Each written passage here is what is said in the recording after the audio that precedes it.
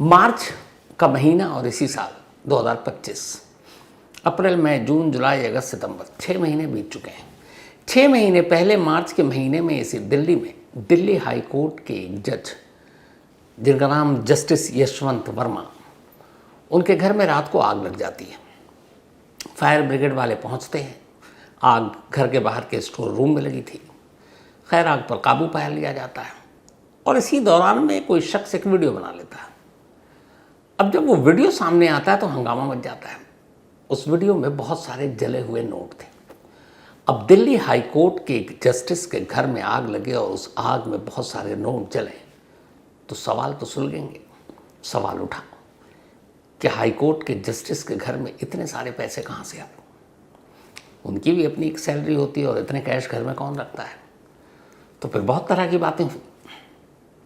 अब अगर यही जले हुए नोट इतनी भारी मात्रा में किसी आम शख्स के घर से निकला होता तो न मालूम अब तक क्या क्या होता है, FIR से लेकर गिरफ्तारी, इंक्वायरी, सब कुछ। लेकिन 6 महीने हो गए, जस्टिस वर्मा के खिलाफ कोई एक्शन नहीं हुआ। अब महाभियोग की बात हो रही है, कमेटी बैठी है, तमाम चीज़ें हो रही हैं। ठीक है, अपने कायदे कानून है जजों को लेकर, जस्टिस को लेकर, कोर्ट को लेकर, लेकिन ये सिर्फ मैं आपको फ़र्क बता रहा हूँ कि एक जस्टिस के घर से, वो भी दिल्ली हाई कोर्ट जैसे, इतने सारे नोट जले हुए, उस नोट की असलियत क्या है, कहाँ से आए इतने सारे पैसे, किसने दिए? कहीं ये किसी फैसले के लिए तो नहीं थे। करप्शन तो था, क्योंकि करप्शन के ज़रिए ये नोट इतने सारे आए, लेकिन उसको लेके एक्शन नहीं हुआ। मैं जस्टिस यशवंत वर्मा की कहानी आपको नहीं सुना रहा हूँ, सिर्फ आईना दिखाना चाहता हूँ। कितना बड़ा मामला और 6 महीने में कोई एक्शन नहीं, कुछ भी नहीं हुआ अभी तक। लेकिन एक शख्स जिसके ऊपर सिर्फ 100 रुपए के रिश्वत लेने का इल्ज़ाम था, 43 साल की उम्र में ये इल्ज़ाम लगता है, वो शख्स 82 साल का हो जाता है। कोर्ट का फैसला नहीं आता। 39 लंबे सालों तक 100 रुपए के एक रिश्वत, एक करप्शन का मामला अदालत में इधर से उधर घूमता रहता है और इन लंबे 39 सालों में 43 साल का एक नौजवान, या आप कहें जवान, 82 साल का बुजुर्ग हो जाता है।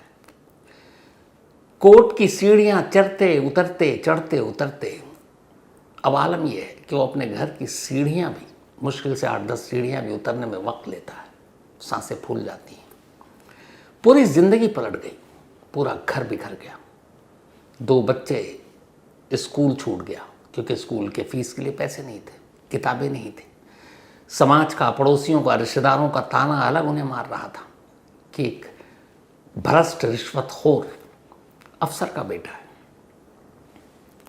माथे पर ये दाग, ये कलंक लिए हुए 39 साल तक वो जीता रहा, कोर्ट के चक्कर काटता रहा। घर की एक पूरी अलमारी सिर्फ कागज़ों से भर गई, कानूनी पन्नों से भर गई, मुकदमे के कागजात से भर गई। 39 साल बाद जब उस शख्स की पूरी ज़िंदगी ही ख़त्म हो गई, 82 साल की उम्र में पहुंच गया, तब फैसला आता है कि नहीं साहब, मामला झूठा था, आपने 100 रुपये रिश्वत में नहीं लिए थे। इसे एक 100 रुपये ने न सिर्फ इसे एक शख्स, बस उसके घर में बसने वाले न जाने कितने इंसानों की ज़िंदगी जीते जी तबाह बर्बाद करते। इस पूरी मुद्दत में 39 साल फैसले में लग गए। एक राज्य को 2 राज्यों में बांट दिया गया। मध्य प्रदेश का हिस्सा होने वाला कभी छत्तीसगढ़ में नए नाम से उसका एक नया राज्य बन गया 2000 में। छत्तीसगढ़ को जन्म लिए हुए भी 25 साल हो गए, लेकिन उस शख्स के हिस्से में इंसाफ नहीं आया। अब लंबे 39 साल बाद इंसाफ आया, तो इसे आप क्या कहेंगे? एक तमाचा ही है। जवानी में तोहमत लगी, इल्ज़ाम लगा, पूरी जवानी तानों में गुजार दी, और अब बुढ़ापे में जब उम्र 82 के पार है, तब आप कहते हैं कि तुमने 100 रुपये की रिश्वत नहीं ली। आप में से बहुत लोग कहेंगे कि 100 रुपये की क्या बात थी, 100 रुपये कोई इतनी बात तो है नहीं। हालांकि मैं यहाँ थोड़ा सा डिफर हूँ। रिश्वत चाहे 1 रुपये का हो, चाहे 54 का हो, चाहे 1 करोड़ का हो, बात बराबर है। रिश्वत रिश्वत है, क्योंकि आपने बेईमानी की, चाहे 1 रुपये की ही की। बेशक 100 रुपये किसी, बहुत सारे लोगों की नज़र में कुछ नहीं है, लेकिन यह है। लेकिन यहाँ कानून, इंसाफ, एक हाई कोर्ट के जस्टिस के घर से बेशुमार जले हुए नोट मिले, कैमरे में कैद है, सबूत है। 6 महीने गुजर गए, कुछ नहीं हुआ, और एक शख्स के ऊपर 100 रुपये का सिर्फ तोहमत लगा। उसकी पूरी जिंदगी और परिवार बर्बाद हो गया। अशोक कुमार वर्मा, यही नाम है उन शख्स का जिन्होंने अदालत की ये मार झेली है, जिन्होंने अपने उम्र के बदलते हुए पड़ाव को देखा है जो बेहद अफसोसनाक था, क्योंकि पूरी जिंदगी बस दाग के साथ जीते रहे। आज की कहानी अशोक कुमार वर्मा की। अशोक कुमार वर्मा तब रायपुर में रहा करते थे, और रायपुर मध्य प्रदेश का एक हिस्सा हुआ करता था, क्योंकि छत्तीसगढ़ जन्म नहीं लिया था। इसी रायपुर में वो MPSRTC, Madhya Pradesh state road transport corporation में सरकारी मुलाजिम थे। बिलिंग डेस्क पर उनकी तैनाती थी। वो बिल असिस्टेंट थे। जो भी एम्प्लॉय के बिल होते थे वही अप्रूव करते थे। उनका साइन होता था, फिर बिल पास होता था, फिर कैश मिलता था। परिवार में 2 बच्चे थे, बेटियां थीं, खुशहाल जिंदगी थी, सब कुछ ठीक चल रहा था। 1986 यही वो मनहूस तारीख आती है जब अशोक कुमार वर्मा की पूरी ज़िंदगी और उनके परिवार की ज़िंदगी बदल जाती है। एक रोज़ वो दफ्तर में बैठे हुए थे। एक कुलीग उनका इसी Madhya Pradesh road transport corporation में काम करने वाला आता है और कहता है कि आप मेरा बिल पास कर दो, अटका हुआ है। वो कहते हैं जब तक मुझे ऊपर से ऑर्डर नहीं आएगा मैं बिल पास नहीं करूँगा, क्योंकि उस बिल में कुछ ऐसी चीज़ें थी कि खुद अशोक कुमार वर्मा को इजाज़त चाहिए था अपने सीनियर्स का। उसने कहा कर दो यार, क्या फ़र्क पड़ता। उसने कहा मैं नहीं कर पाऊँगा। उसने अचानक जेब से 20 रुपये निकाले और उन्हें रिश्वत के तौर पर देने की कोशिश की कि ये रख लो, कर लो। अशोक कुमार को गुस्सा आ गया। उन्होंने कहा दोबारा ऐसी हरकत मत करना और यहाँ से निकल जाओ। जब तक मेरे बॉस का ऑर्डर नहीं आएगा मैं तुम्हारा बिल पास नहीं करूँगा। वो शख्स चला गया। नेक्स्ट डे अशोक कुमार वर्मा अपने घर से निकलते हैं दफ्तर जाने के लिए। घर से बाहर निकले, परचून की दुकान तक पहुंचे, तभी अचानक उनकी नज़र पड़ी उसी कुलीग पर, उसी कर्मचारी पर जो उनके साथ दफ्तर में काम करता था, जिसने एक दिन पहले उन्हें 20 रुपये की रिश्वत देने की कोशिश की थी बिल पास करने के लिए। सामने देखकर वो उससे पूछते हैं यहाँ क्या कर रहे हो। वो कहता आप कल नाराज़ हो गए, प्लीज़ बिल पास कर दो, उसमें कोई गलत नहीं है। और ये कहते कहते अचानक 50-50 रुपये के 2 नोट वो निकालता है और उन्हें देता है। अशोक कुमार वर्मा फिर इनकार कर देते हैं, लेकिन वो जबरन 50-50 के नोट उनकी जेब में ठूंस देता है। वो निकालने की कोशिश कर रहे हैं, वो जेब में हाथ डाले हुआ और जेब में ठूंस देता है। अब इसके बाद अशोक कुमार वर्मा इससे पहले कि अपनी जेब से 50-50 के वो 2 नोट बाहर निकालते, पास में ही विजिलेंस की टीम खड़ी थी। फौरन करीब आती है, अशोक कुमार वर्मा की जेब में हाथ डालती है, 2 50 के नोट निकलते हैं। वो अपनी डायरी से नंबर मिलाते हैं, जिस डायरी पर 2 50 के नोट के नंबर लिखे थे। अशोक कुमार की जेब से निकले हुए नोट के नंबर और उस विजिलेंस अफसर के डायरी में लिखे नंबर मैच कर जाते हैं, और वहीं पर अशोक को गिरफ्तार कर लिया जाता है इस इल्ज़ाम में कि एक सरकारी मुलाजिम का ही काम करने के एवज़ में रिश्वत मांग रहा था, और उसने 100 रुपये की रिश्वत ली, और इस रिश्वत को लेते हुए रंगे हाथों हमने पकड़ा है। अशोक कुमार वर्मा उस जगह पर भी खड़े होकर चीखते रहे, अपनी बेगुनाही साबित करने की कोशिश की। उन्होंने कहा एक दिन पहले भी इसने मुझे 20 रुपये देने की कोशिश की, दफ्तर में कई विटनेस हैं, गवाह हैं, और आज ये जानबूझ कर आया। किसी ने नहीं सुना। विजिलेंस की टीम ली गई, उनको केस बन गया रिश्वतखोरी का। वो चीखते रहे, किसी ने कुछ सुना ही नहीं। इसके बाद अचानक आनन फानन में उनको सस्पेंड कर दिया गया। अब जब सस्पेंड किया गया तो ये उनका सस्पेंशन लंबा चला। 1986 से 94 तक ये सस्पेंड रहे, यानी 8 साल तक। 8 साल के बाद इनको रीवा भेज दिया गया पोस्टिंग में, लेकिन आधी सैलरी के साथ ही शर्त ये कि अब कोई इंक्रीमेंट नहीं, कोई प्रमोशन नहीं, और बाकी चीज़ों के अभी कोई आपको बेनिफिट नहीं मिलेगा। अब 5,000 रुपये से 2,500 रुपये की सैलरी आ गई। 8 साल सस्पेंड रहे। पोस्टिंग अब रायपुर से रीवा कर दिया गया। रीवा आज भी मध्य प्रदेश का ही पार्ट है।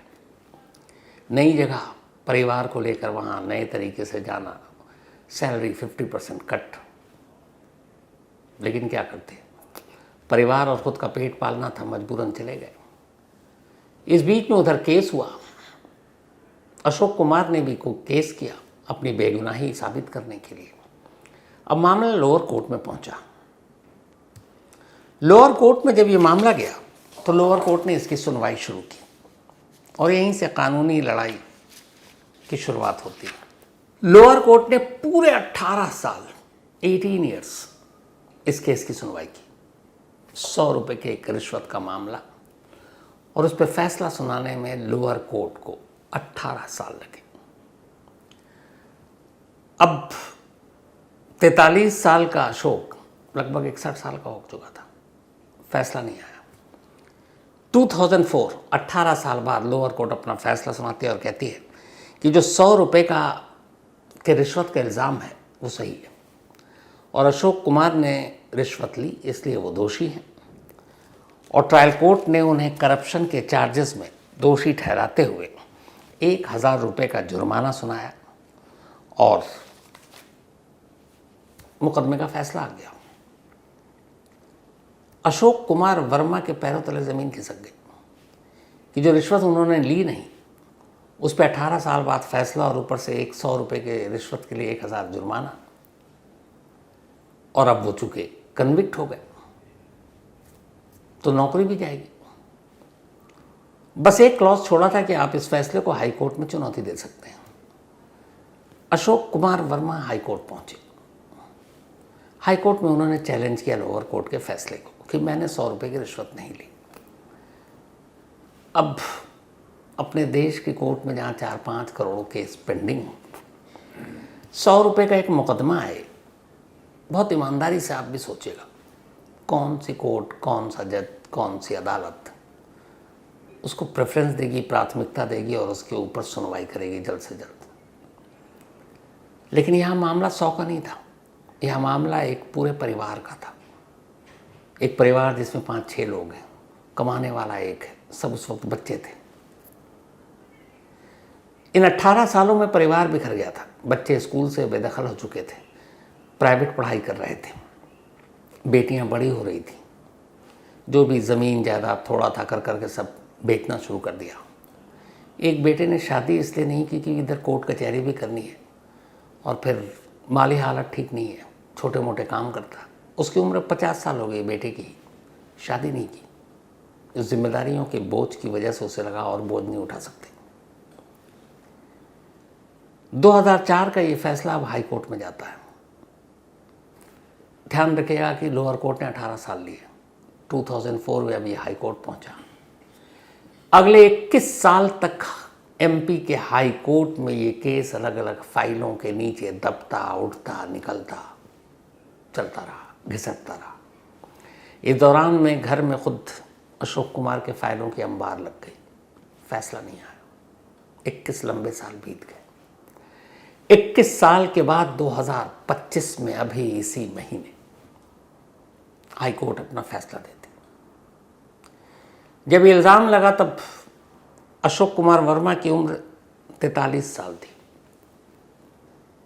आज 82 ईयर्स, 82 साल। हाई कोर्ट ने फैसला सुनाया और कहा कि ऐसा एक भी सॉलिड प्रूफ एविडेंस पेश नहीं किया जा सका जिसके आधार पर यह कहें कि अशोक कुमार वर्मा ने वाकई रिश्वत ली, क्योंकि उससे पहले उन्होंने 20 रुपये के रिश्वत को जो ठुकराया था उसके कई चश्मदीद थे, और जिस तरीके से वहाँ पर उनकी इमेज थी और इससे पहले जो उनका करियर था बिल्कुल बेदाग था। तो ऐसा एक भी एविडेंस और सबूत नहीं था जो उनके खिलाफ जाए, और ये कुलीग की साजिश थी जिसकी वजह से उन्हें इस इल्ज़ाम में फंसाया गया। हाई कोर्ट ने बरी कर दिया 39 साल बाद। जब ये फैसला आया तो अशोक कुमार वर्मा और उनके परिवार को ये समझ ही नहीं आया, ये सूझा ही नहीं कि वो खुश हों, जश्न मनाएं, रोएं, ये क्या करें। एक पूरे परिवार की पूरी ज़िंदगी बर्बाद हो गई। 39 साल एक उम्र में क्या मायने रखता है ये आप सोच कर देखिए। आजकल वैसे ही इंसान एवरेज कितना 60-65 साल जी लेता है, अगर उसमें से 39 हटा दे तो कितना बचा, 20-25 साल, और यहाँ पूरा परिवार बिखर गया। अब अपनी बाकी बची ज़िंदगी की उम्र को मरम्मत करने के लिए इस परिवार की एक ही ख्वाहिश है कि जो इन्होंने भोगा, सस्पेंड हुए, हाफ सैलरी में कुछ दिन काम किया, लोअर कोर्ट ने बाकी रही सही कसर पूरी कर दी, और अब जब बेगुनाह कहा ही है तो फिर इनकी पूरी सैलरी का जो पेंशन है, जो तनख्वाह है और जो हर्जाना है वो मिलना चाहिए। जवानी तो अदालत के चक्कर काटते काटते और वहाँ की सीढ़ियाँ चढ़ते चढ़ते कट गई। कम से कम 82 साल की इस उम्र में बुढ़ापा थोड़ा बहुत तो सुकून से गुजरे। अशोक कुमार वर्मा की आखिरी ख्वाहिश है। इस कहानी में आपको लगेगा कि क्या है ये, पर यकीन मानिए जब उस परिवार के एक एक शख्स से आप मिलेंगे और उसके दर्द की कहानी सुनेंगे, एक 100 रुपये का इल्ज़ाम और 39 साल का ज़ख्म, आंसू निकल आएगा। लेकिन क्या कहिए अपनी जुडिशियल सिस्टम को, बड़ी बड़ी बातें होती हैं। आजकल तो हमारे एक्स चीफ जस्टिस जो हैं चंद्रचूड़ सिंह जी अलग अलग मीडिया प्लेटफॉर्म पर बातें भी कर रहे हैं, इंटरव्यू भी दे रहे हैं। ऐसे केस का क्या, और 1 महीने में सीधे कहते दोषी है, नौकरी से बेदखल कर देते, हटा देते। वो भी कहता कि चलो अब समाज ने, कोर्ट ने, पुलिस ने मुझे गुनहगार मान लिया, ठीक है, नई ज़िंदगी शुरू करेंगे, कम से कम इस दाग से बाहर निकल कर किसी नए शहर में नई ज़िंदगी बिताएंगे। लेकिन एक ईमानदार आदमी भागता नहीं है, वो कहता नहीं, बात 100 रुपये की नहीं है, बात इल्ज़ाम की नहीं है, बात चोरी या करप्शन की नहीं है, बात है सोसाइटी, समाज, रिश्तेदारों में जो मेरी इज्जत खोई है, जो मेरी पगड़ी उछली है, उसको वापस कैसे लाऊं। और उसके लिए ये इंसान जीते जी मर जाता है, पूरा परिवार कुर्बान हो गया। कोई भी पैसा, कितनी भी रकम शायद अब इस परिवार के ज़ख्म की भरपाई ना कर पाए। शायद एक ही तरीके से भरपाई हो कि कम से कम इसी केस को नज़ीर मानकर ऐसे लोग जो 20-20, 30-30, 40-40 सालों से अदालतों की सीढ़ियों पे अपने चप्पल घिस रहे हैं, जूते घिस रहे हैं, उन्हें तो कम से कम जल्द से जल्द इंसाफ दे दो। ऐसा हुआ तो शायद अशोक जैसे बाकी लोगों को ये दिन ही ना देखना पड़े। 43 की उम्र में इल्ज़ाम, 82 साल की उम्र में फैसला, कितने दिन जिएंगे अशोक। और अब जब दाग धुला है तो अब उसका करेंगे क्या। देरी से किया गया इंसाफ कभी इंसाफ नहीं होता, और ऐसे इंसाफ के कोई मतलब भी नहीं होते। अफसोसनाक। खैर, इस कहानी में आज इतना ही।